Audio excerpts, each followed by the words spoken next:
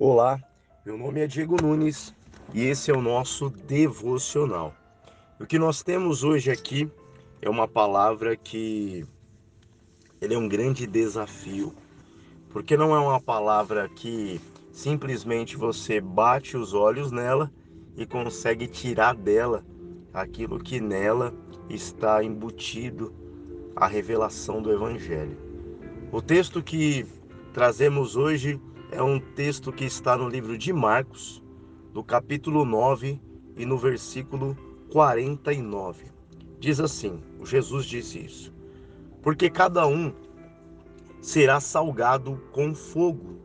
Bom é o sal. Mas se o sal vier a se tornar insípido, ou vier a tornar-se insípido, como lhe restaurar o sabor? Tende sal em vós mesmos e paz uns com os outros. Vamos iniciar essa meditação fazendo uma desconstrução do texto bíblico, com a intenção de identificar melhor os elementos usados aqui por Cristo. Onde essa palavra ela está inserida? Para a gente poder entender muitas vezes um versículo, é necessário que nós venhamos estudar o contexto. Então, Marcos, capítulo 9, já não o versículo 49, mas vamos ler a partir do versículo 42. E quem fizer tropeçar a um destes pequeninos crentes, melhor lhe fora que se lhe pendurasse ao pescoço uma grande pedra de moinho e fosse lançado no mar. E se a tua mão te faz tropeçar, corta, pois é melhor entrares maneta na vida do que tendo as duas mãos. Ires para o inferno, para o fogo inextinguível, onde não lhes morre o verme, nem o fogo se apaga. E se teu pé te faz tropeçar, corta-o. É melhor entrares na vida aleijado do que tendo os dois pés, seres lançado no inferno. E se um dos teus olhos te faz tropeçar, arranca-o. É melhor entrares no reino de Deus com um só dos teus olhos do que, tendo os dois, seres lançado no inferno, onde não lhes morre o verme, nem o fogo se apaga. Uma orientação sobre atos e comportamentos que comprometem nossa salvação e dos que à nossa volta estão. Então, quando Jesus está falando aqui, e usa até de maneira bem exagerada, vamos se dizer assim, nesse contexto, olha, se os teus olhos te fazem tropeçar, arranca.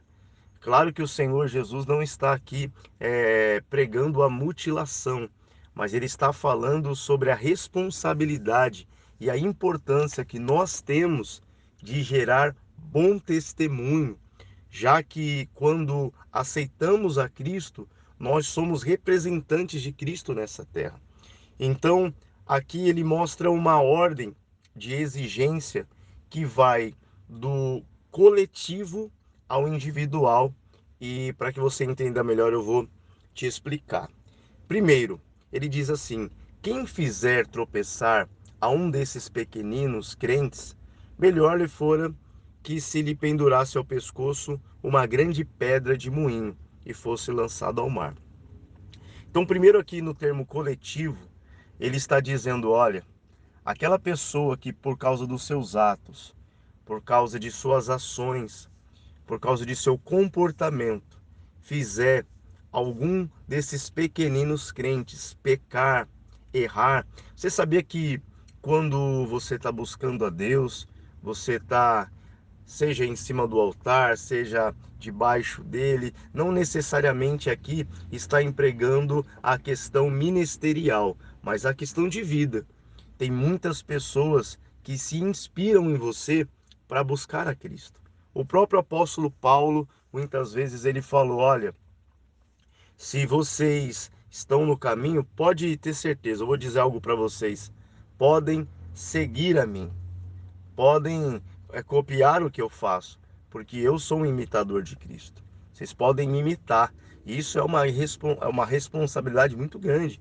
Já pensou você poder olhar para alguém e falar, olha, pode me imitar, pode fazer exatamente o que eu faço, porque eu estou fazendo exatamente o que Cristo faz.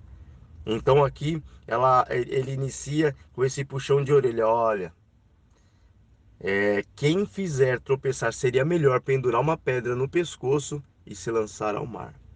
Aí ele muda essa instância coletiva, que é de mim para o outro, e ele muda isso e afunila mais ainda. Agora é de mim para mim mesmo. Olha o que ele diz aqui, ó. E se teu pé, só um exemplo, não vou ler todos. E se teu pé te faz tropeçar, corta-o. É melhor entrares na vida aleijado do que tendo os dois pés serem lançados no inferno.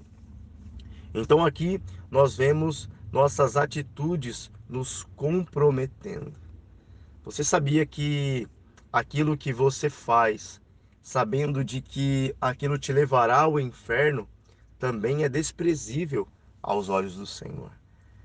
Ah, eu não faço mal a ninguém, mas se você faz mal a você mesmo, o Senhor não se agrada disso. É simples quando nós entendemos os mandamentos. Amai a Deus sobre todas as coisas e amai o próximo como a ti mesmo.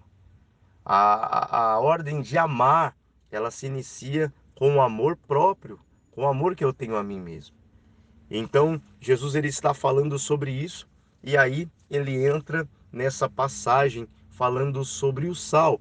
Essa passagem de Mateus, no capítulo 9, versículo 49, porque cada um será salgado com fogo. Para entender melhor a respeito do sal, nós vamos aqui no livro de Mateus, no capítulo 5, versículo 13. Vós sois o sal da terra. Ora, se o sal vier a ser insípido, como lhe restaurar o sabor? Para nada mais presta, senão para ser lançado fora, ser pisado pelos homens. Vamos entender a função do sal, além do nosso entendimento cultural. Você tem um sal na sua casa, a maioria das pessoas fazem uso, muito ou pouco, mas fazem uso do sal para tempero. E sim, o sal, ele tem essa função de temperar. Quando o Senhor diz que nós somos o sal dessa terra, é, você vai entender, se você já leu a história de Abraão, o Abraão, quando o Senhor anuncia a destruição de Sodoma e Gomorra, o Abraão ele vai fazer um apelo, ele vai dizer: Senhor, porventura, se for encontrado 50 justos, o Senhor vai destruir mesmo assim? E o Senhor falou: não, se eu encontrar 50 eu não vou destruir. E o Abraão ele vai fazendo uma conta que ela vai indo no sentido decrescente, e ele vai afunilando, ele vai diminuindo esse número para saber se existia uma média que o Senhor faria para dizer: ah, se tiver cinco, cinco é pouco, eu vou destruir. O Senhor não. Se tiver um justo lá, eu não vou destruir. É como se o Senhor estivesse falando: Abraão, se tiver justo, ali vai ter sal. E se tiver o sal, eu não vou destruir. Nós somos o sal da terra porque fazemos essa função de temperar a terra, de salgar a terra. Como que eu posso, Diego, salgar a terra? Através da pregação do Evangelho, através do meu comportamento, do meu bom testemunho, defendendo a causa da família, defendendo a causa de assuntos referentes a preservação daquilo que é bom, daquilo que é respeitoso. Então nós estamos aqui nessa terra para salgar a terra. Se não houvesse nessa terra pessoas que não buscassem a Deus, nós estamos vivendo um momento de que o ser humano está cada vez mais bestial. Questões que você olha o ser humano e você fala: meu Deus, como essa pessoa pensa assim? Como que essa pessoa age assim? E nós estamos aqui com esse intuito de temperar, de salgar a terra. Outro, outro conceito a respeito do sal é que o sal, como naquela época não existia geladeira, não existia refrigerador, então as carnes elas iriam se estragar. E para que as carnes elas não se estragassem, então se usava o sal, porque o sal ele tem essa questão de preservação. O sal ele preserva. Quando eles colocavam lá o sal sobre a carne, aquela carne ela não se estragava com tanta rapidez como se não houvesse o sal ali. Então, tempero para conservar, e também era usado ali na cultura de construção civil romana. Quando eles queriam fazer uma estrada, eles jogavam aquele sal que já não servia mais para temperar, para conservar. Então eles usavam aquele sal nas estradas para que o mato não crescesse, e ali a estrada pudesse ter o seu caminho aberto. Então somos esse sal que transforma a terra em um lugar habitável, em um lugar que, por mais que exista maldade, nós estamos aqui para lutar, para impedir que essa maldade ela se prolifere ao ponto de que Cristo já não tenha mais espaço na vida das pessoas. Lá em cima, onde nós iniciamos, vai dizer, porque cada um será salgado com fogo. Vamos falar sobre o fogo? Mas para falar sobre o fogo, eu quero trazer para você aqui uma informação interessante. Quando os sacrifícios eram oferecidos ao Senhor, pegava ali seu animal e iria oferecer aquele sacrifício ao Senhor. Esse animal, muitas vezes, ele era até mergulhado no sal antes de ser colocado no fogo. Quando o fogo vinha sobre aquele animal, o fogo fazia com que o sal penetrasse a carne daquele animal, fazendo com que o cheiro, o aroma daquele sacrifício subisse ao Senhor, de maneira que o Senhor se agradava com aquele sacrifício. Pode aparecer, estava até conversando com um amigo, o Guilherme, e ele até falou uma coisa muito interessante estava conversando e falou, vou até falar uma coisa que eu nem sei se é, mas vou falar sobre o churrasco. Quando você passa em algum lugar e uma carne de churrasco está ali na brasa e aquele cheiro sobe, aquele cheiro que entra na sua mente e aguça a fome mais profunda que há no nosso ser, assim também era ali no momento do sacrifício. Mas em que momento nós somos salgados pelo fogo? Em que momento esse fogo faz com que nós que somos sal, faça com que esse sal ele se torne agradável ao Senhor? Nós passamos em todos os momentos por sacrifícios, até quando nós nem estamos ligados nisso. Ao falar para algumas pessoas, a um bom dia, ao chegar na minha casa, na minha empresa, no ambiente onde os meus amigos estão inseridos, quantas vezes nós ali estamos sendo salgados pelo fogo. Nós estamos ali, parece que simplesmente vivendo normalmente, mas não. Nós estamos ali executando o nosso papel, que é de levar para essas pessoas o evangelho. Mas quando nós falamos de Cristo, quando nós pregamos a Cristo e nós estamos diante dessas pessoas, nós estamos oferecendo ao Senhor, através dessa ação, um sacrifício, fazendo com que cada vez mais esse sal ele esteja impregnado em nós, ao ponto de nos tornarmos o sal.